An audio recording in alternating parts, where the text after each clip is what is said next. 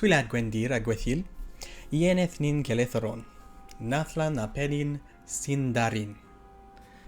Welcome everyone to our first official proper video of how to speak Sindarin for LARP and roleplay purposes. This is going to be an episode on pronunciation, the foundation of any language. If you've not seen our first video, go back and watch that. It will give you the background of exactly what I'm trying to do here and who I am. If you've just stumbled across this, welcome. So, launching straight in, we're going to be starting with vowels. Vowels are my favourite letters. I don't know why. Does everyone have a favourite letter? I don't have a favourite letter. I don't know, I just always liked vowels. Consonants, they're mean. Anyway, there is a list of vowels, A, E, I, O, U, but it also has a Y at the end, which is, as you've probably already noticed, not normally a vowel, but it will kind of make a bit more sense later when we start doing mutations and things as to why the Y is included with the vowels. So, starting off at the top, A is always soft or open, as in laugh or marble or bargain. It's an R sound. So, an example from Sindarin is Maya Lovanen. Maya Lovanen. This means, is a greeting. It means technically good meeting, but most people use it as a stand-in for hello. Maya Lovanen. The other version of this, Maya Govanen, is, with the G replacing the L, is the familial one that you would use with friends or with children. The E is always E, not E. Maya Govan N. E. The I is one of the rare things in Sindarin that actually has different pronunciations, but they will be quite obvious when you come across them. It is almost always the short sound for an I, like sick. If it's at the beginning of a word, it actually makes a Y sound, like you would find in a word like Spaniel. So Y for an I if it's at the beginning of a word, or I if it's in the middle of a word. There are a couple of exceptions to this that are quite glaringly obvious, and we will come across them quite regularly. Quite conveniently, in Sindarin, the word im, just spelled I-M, is literally the same as the English version of I'm. I am, im. I don't know, I mean, Tolkien built the language, it's what he chose to do. If the word is too short, so like im, you don't have the space in the word to actually pronounce that y sound. It'd be yum, and there'd be no kind of open sound in it, and it wouldn't make any sense. So im and I, which is the correlative conjunction used for the in Sindarin, those words are too short to pronounce the y sound in, so they keep the I sound at the beginning. So y at the beginning, except in im or I, and I otherwise in the middle of a word. So some examples from Sindarin. Man ieneth lin. Man ieneth lin. Which means, what is name your? What is your name? Man ieneth lin. And then the alternate pronunciation, Havonef inaur ionin. Havonef inaur ionin, which is sit beside the fire, son of mine. Ionin, son of mine. Ion is son, or ion, and the suffix in makes it my son. Ionin. Havonef inaur ionin. Now an O sound is always short, unless it has an accent over the top of it. So the short O means like in dog or frog. If it has the accent, it's the long O sound, like in flow or go. Some examples of that is Nathlo Melonin. Nathlo Melonin. Welcome friend of mine. Again, that suffix in this case is actually the separate word nin, which means me or mine.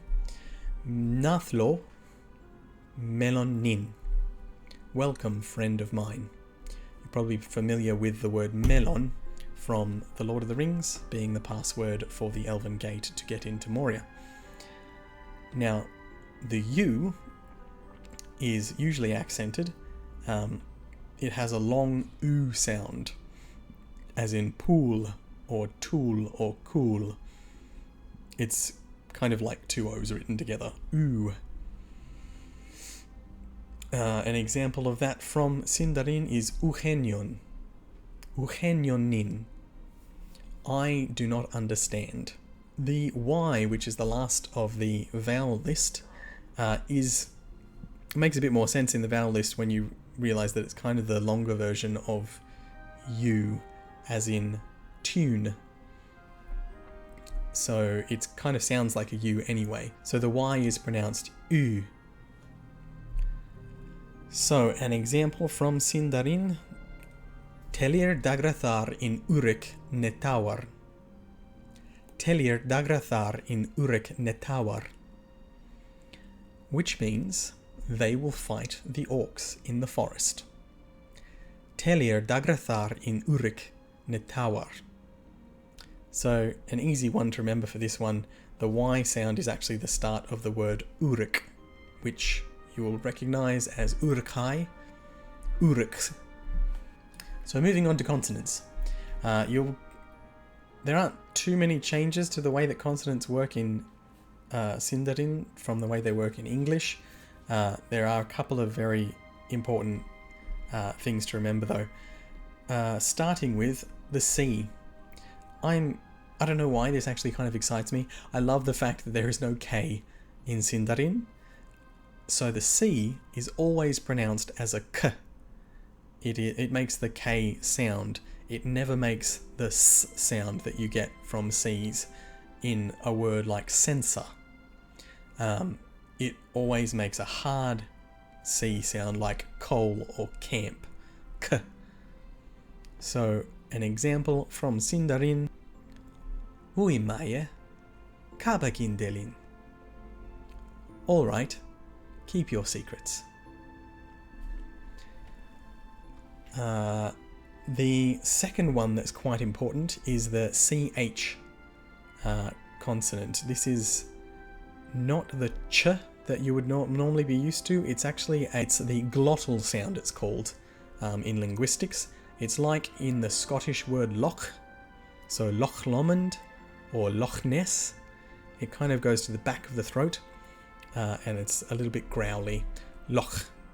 So an example from Sindarin: Echuyo sin arad amen faren urk, is awaken. This day we hunt orcs. Now the DH is the voiced TH sound in these or those. So the tongue kind of goes to the back of the teeth, and it's the these, those, not the harder sound in thing or thief. For that sound you actually get the tongue further beyond the teeth to make the th. It's actually the th sound. Linhadod iedelin iest ansid, which means you are a dwarf. The elves wish for peace. Now the F is the sound that you find at the beginning of the words friend and family, if it is at the beginning of a word. So it's a f at the beginning of the word. If it's anywhere else in the word, it's actually pronounced like a V. Galadriel aun ihadod nelfin. Hello, belegant. Which means Galadriel gave the dwarf 3 hairs. Wow, a great gift. Which is true if you're familiar with Lord of the Rings history.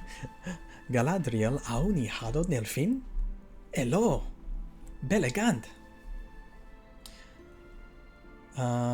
Yeah, I didn't get the V sound into that sentence. I probably should have looked for that, but you get the idea, I hope. Now, G is always pronounced as the hard G sound, as in give or garden. It's not the soft G sound that you would find in words like agent. So, easy to remember, always hard with a G. It's a G. Lastohan iglam dagor. Lastohan iglam dagor. Which means, listen to that, the noise of battle. The L sound in Sindarin is a soft sound, so light and little, not the hard sound like bottle. I elengalad linad nagurin. The starlight sings to my heart. I elengalad linad nagurin. The LH sound, you sort of... The way to kind of think about this one is that the H almost swaps in front of the L.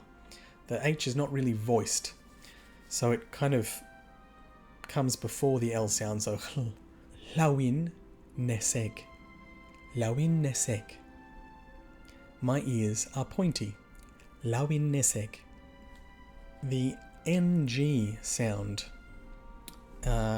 if it is at the beginning of a word, it is pronounced at the back of the palate, like you find at the end of the word sting or king. If it's in the middle of the word, you would treat it like there is a slight gap and actually sound out both the N and the G sounds like you would in the word linger. I am lingering. Linger. Padodinem. Igosbarad me englenem. Walk silently. The enemy fortress we approach. Padodinen. Igosbarad me englenem. PH makes the sound that you would expect it to, like the F in phone. Man ieneth afadon gin. Man ieneth afadon gin. What is your follower's name? Now, the R is quite important. It is always rolled. Rrr. If you can't roll your R's, try and practice. It doesn't need to be over the top, but it does really kind of pad out the language and make it... It's an important part of the language, as Tolkien envisioned it. So you should be always rolling those R's. Tologwedir, dagor agel derthemim. The RH sound, which, as we talked about before, you kind of switch them around. It's that voiceless H that comes before the R. And the R in this case needs to be rolled like we just talked about. So an example, Tolol Ryu. Ryu. Tolo Ryu. Winter is coming. Tolo Ryu. The TH is subtle and soft, like in thanks and thinking. Not the hard sound like you would get in the and that. Man aranarth puyogin. What kingdom do you serve? Man aranarth puyogin.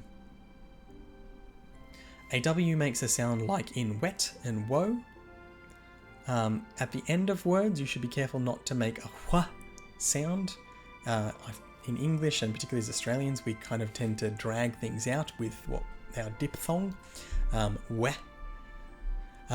We want to kind of end on a closed sound, oh. Igawar gawar nedfuin. The werewolves howl in the night. Igawar gawar nedfuin. And that brings us to the end of our pronunciation lesson on vowels and consonants. So, I will leave you with an insult. Now, I know that at least a couple of you have asked for swear words in Sindarin. Everybody likes to learn swear words in other languages. Unfortunately, there aren't really swear words in Sindarin because it is made up entirely of the language that Tolkien developed for his books, and there isn't swearing in The Lord of the Rings. So you can't really get facsimiles of swear words in Elvish. However, that doesn't mean you can't insult people. Gwael lavo in orc kasnid, which means go lick an orc's moist hole. Gwael lavo in orc kasnid. Novair, which is of course farewell. See you next time.